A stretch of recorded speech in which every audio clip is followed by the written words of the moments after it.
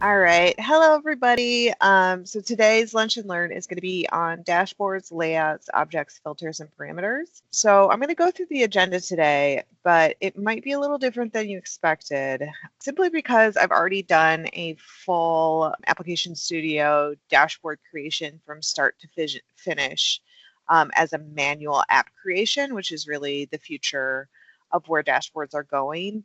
It's best to not really use Dashboard Developer anymore, as this is going to be phased out eventually in favor of Application Studio. So everything today is going to be Application Studio based. And if you want to see that presentation, it's already in our YouTube. I think it's Classic versus Kinetic dashboards.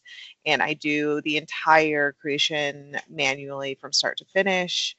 I even did a date filter in that one. So I don't want to cover that stuff again. So I'm going to cover different things today. So today we're really going to talk mostly about layout, and we're going to cover objects and filters, but we're going to stick to like parent-child links and the layout more than anything else, because we have other presentations coming up for filters and trackers and things of that nature. So this part would be just duplicating the stuff that you're going to see moving forward. Okay, so let's talk about the Application Studio layout. Okay, so once again, we are going to be talking basically if you are making a dashboard from an Application Studio app. So you can do that differently. You can do that with the wizard. You can do that with the manual app creation. Currently, you can do that with Dashboard Developer, where you say launch as a Kinetic app, but that's going to be phased out. So based on how you create them, the pathway that you use to create the dashboard is how it's going to be laid out. It's how it's what components are going to be there. It's what events are going to be used. I would recommend doing the manual app creation as I demoed in eMug previously, since that gives you the most control. So, and I had already talked about this. Please refer to my Classic versus Kinetic dashboards for the entire walkthrough. Those demos are kind of long, so it's about a little over an hour, I think. So couldn't get through that in the Lunch and Learn. Okay, so first we're going to talk about Application Studio layout when we're talking dashboards. So it's going to be the exact same layout as you see when you create any other app or you're looking at the canned app, but you're creating this one from scratch and you're creating it by yourself. So on this one, when I did the app, it gives you the app, the main, the activity, and the details. In this example that I'm going to show you today, we're going to create a button that is going to take you from the app page to the main page, and then we're going to also create additional pages that are tabs. So if you in the past have had your dashboard with tabbed grids, and you can click through the different tabs, those would be what we're going to be creating today.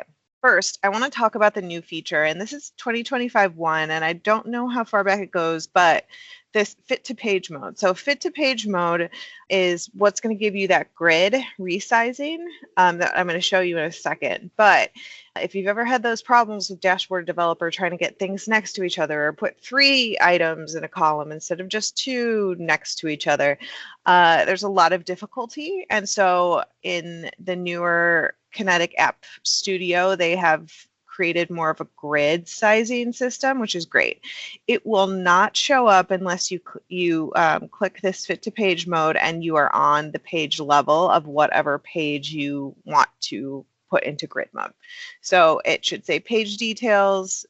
You should be up at the top header, and you want to click fit to page mode. And then when you do that, it's going to look like this. So you can resize, you can move things around, and you can add in more than just 2. You can have 4 or 5, whatever you want, as long as it fits in this space. And I also on here made sure to note that you can't edit any of the components within the panel card grids or the group boxes if that edit box layout at the top is clicked. So when it's clicked, it means you only want to size your panels or your group boxes. You cannot get to this begin date component to adjust any of the properties.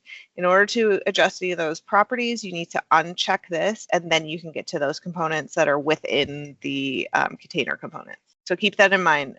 So many times I've forgotten to click out of it so that I can get there. Did that. Okay, so the next thing we want to do is create an event to open a new page. So you'll see this a lot on the canned forms where you click on a row or a piece of data or a button and a new page will open. So the way that you do that is you want it, for this one, I'm going to do it as a button. So I put in a button, ERP button, you're going to use that from your toolbox, that component, and then you want to name it, label it, and then you want to hit these three little dots when it says on click. So when you click the button, you want something to happen. By clicking that little plus sign, it's going to create an event for you. In that event, you want to name it first. Always name it before you move on. It's going to say control, on click, and your target's going to be new page. So that's how you're going to have that button open a new page. So then you're going to want to go to parameters, the new page. So there's going to be a parameters elements. Once you pick that new page, you have to put the widget in first. After you do your trigger, then you're going to want to go to your toolbox and you want to find page navigate to and drag that onto your event and it'll create the little line here. Once you do that, the only thing you have to change on the page navigate to is what page you want it to navigate to.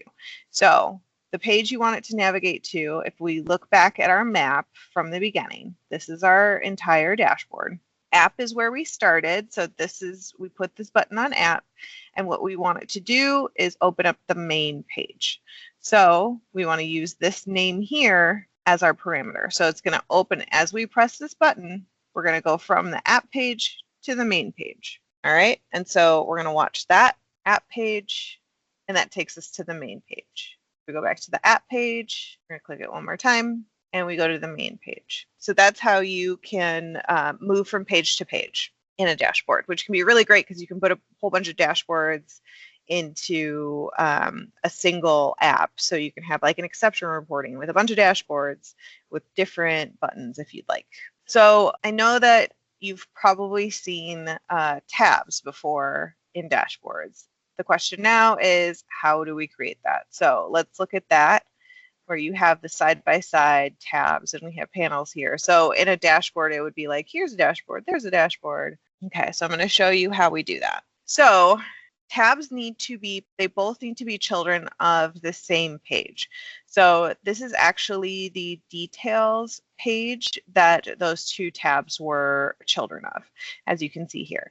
The way you add a page is you click up here and you go add page, you give it a name, a caption, it has to be a tab page, and then you put whatever parent it is. So under this one, it would be details.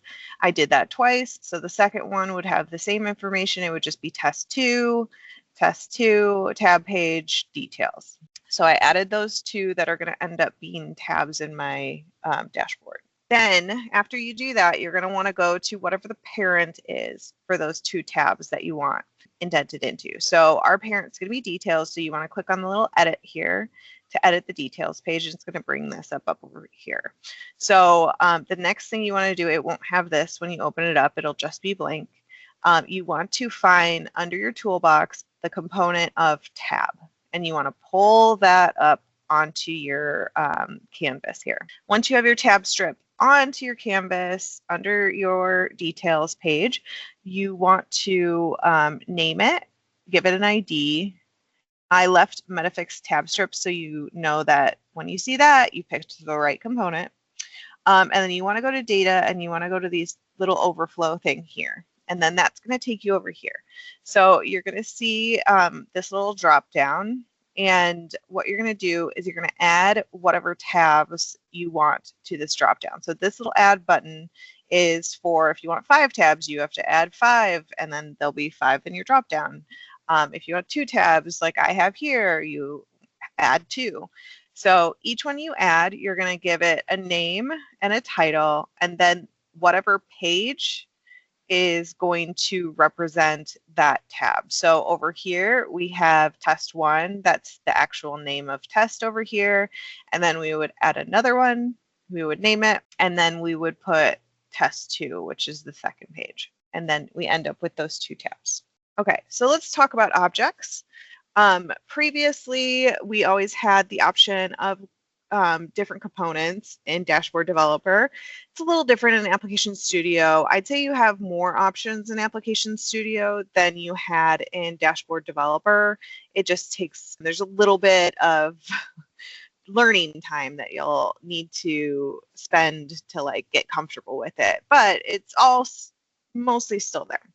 So the grids that you saw before in your dashboard, so those tables of data output, you'll find under your components of panel grids, panel card grids, and grids. So that's how you get your dashboards as they were before. The old chart options are gone, which is frustrating, and they have made comments that they would be releasing more chart options and more functionality with the charts in newer releases, but if anyone knows really good ones, that'd be great.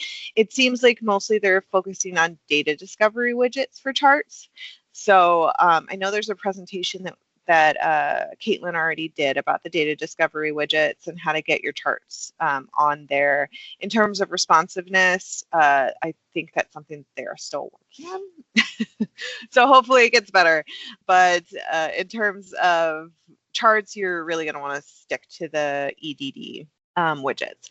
There's also grow widgets and website widgets if you want charts from like other areas, other places, other things. Also trackers, we're going to talk about this more in another presentation, but they can be based on panel cards, group boxes, and then a whole bunch of other components. I mean, they have all the components in there, check boxes, everything. So we'll get into that a little deeper in the future. If you create via application App Studio Wizard, you can create trackers in that as well, just from the wizard. All right, so the other component or the other objects that would be in the new dashboards, which is just an Application Studio app now, would be views. So you would have either a BAQ data view, a data view based on a REST business object, or you could create your own view to create a trans view. If you create an app in Application Studio, you will not have trans views. Those are only elements of canned applications. So, you know, all the trackers and different elements that come with Epicor, they build in trans views for you. You'll have to build your own when you create your own dashboards. And this is a really good way to filter things. And they'll talk about that in the next one. And I went through that in pretty fine detail during my EMUG presentation. Oops. Okay, events, that would be another object within Application Studio, and we've talked a lot about events in our previous discussions, but you'll need an event to load the BAQ or REST table. So you need something that's going to get your data in to your application. And then events, you'll also need events to filter things, to have a dynamic interaction with certain elements. So as you click rows here, things change over here. As I check this box, things change over here. So events need to load and they need to adjust as you interact. Filters and parameters, also, we're just going to go over the basics on this one because Caitlin has an entire presentation about filters and parameters coming up. But essentially, they help users interact with your dashboard and filter data. So as they do things, the data changes. As they click things, data changes. This will be covered in depth later. So this is just like your options of what you have in order to do filters and parameters. There's parameters on the BAQ and there's elements. She'll talk about how to put those in. You can get filters on the where clause of the BAQ or REST event. There's filters on the grid. So like on the component itself, there's a where clause or static where list. There's parent-child links between data views, which formerly were called subscriptions. So we're going to go over that a little bit today. And then grid header filters, so she's going to go into that, but just at the header you can turn on little filters there. Components linked to the trans view, and then you can create, so like you can load something into a trans view via a component, and then you can use that component loaded data to filter things via a where clause in the grid. I did a date picker filter demonstration at EMUG, so if you need to see that, you can go and look at that video. Okay, so we're going to talk about parent-child links. These were formerly the subscriptions, the little satellites that said, hey, out here and here. So when you want to do these, you want to go to the child view.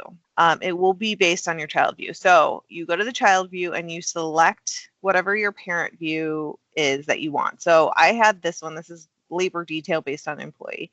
So I said, hey, make the employee, which is just a list of employees, the parents of labor detail. And then you add the column or columns that you want to link, that as you select one, the other will be filtered by.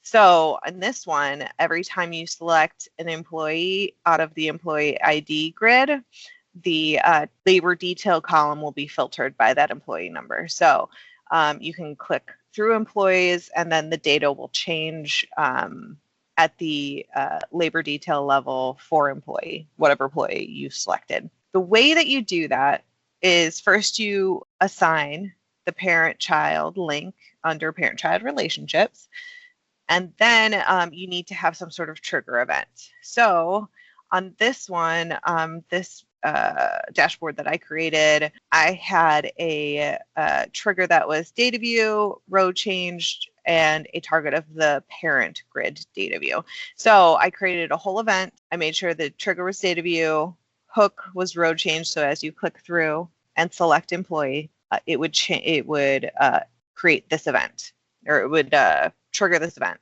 And then I wanted to target the parent in this one. So the parent in this one would be employee. And you can see that here. So there's my trigger, data view, row change, employee. Next, you want to find the event next widget from the toolbox. And your event next is going to be, you're going to put in the ID of whatever event is loading your child data view. So for me, it was new event, but it was actually just a get event to load labor detail. So whatever loads this child data view, whatever is loading this, that's the event you need to target. So event next is a pretty simple widget. The only thing it has is basic, and then you give the event ID that you want to trigger. So every time that the row is changed, it re-triggers the get event on this one. Okay, and then you can see how that works here. As I select an employee, it filters down below just like the dashboards did in Dashboard Developer. Simple, easy, very nice.